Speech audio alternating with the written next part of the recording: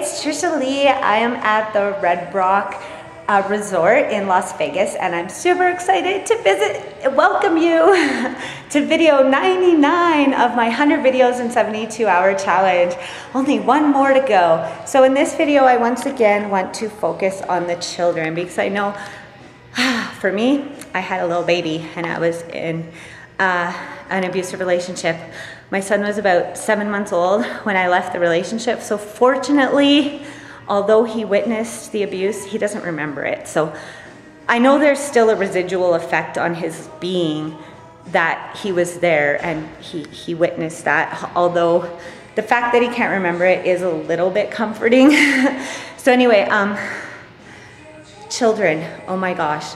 A lot of times, and for me, this was so true, in an abusive relationship, we feel like we are doing what's right for our children by staying in the relationship. We want them to be a part of a two-parent family. We don't want to be single parents. We want our children to have the support of both mom and dad.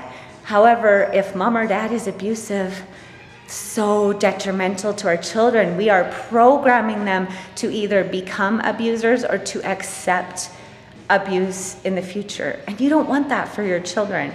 They cannot be witnessing this going on in the household. It's just so bad for them. I cannot stress enough. You are just perpetuating the cycle. A lot of times we feel helpless because we don't have the financial resources. We feel like we can't support our children. I had a tiny baby. I had no idea how I was going to be able to make ends meet and support my child. I was working very part-time, not making a lot of money, and it was really scary.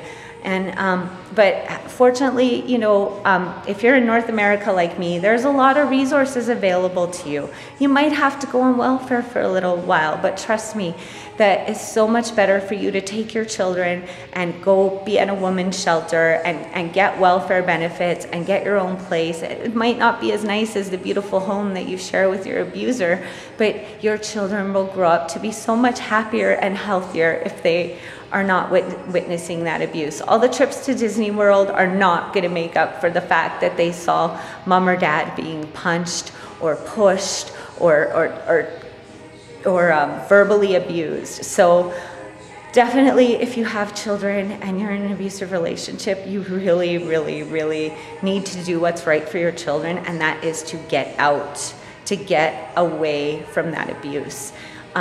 There's a good chance that you can co-parent and that your abuser will be a good father or mother, even though they were not a good partner. And sometimes that's not the case. It all depends on the situation. But I know that abuse is a cycle. And if your children are witnessing any kind of abuse, you are setting them up for big time failure. They are either going to accept abuse or become an abuser, and that is just not a life that you want them to have. So it's just so important to not let children see these things happen. So stay tuned for the last video. I'm going to share with you how I was inspired to take up this video challenge in the first place, and I have an awesome call to action for you in the next video, so definitely tune in for that. And before I go, I want everybody watching to know I'm a firm believer that in this life, absolutely anybody can be, do, and have anything they want, or we can have everything we want, and I choose everything, and I hope you will too, because you can. So ask me how, and if I don't see you in the future, I'll see you out in the pasture next week or on the next video. Bye, y'all.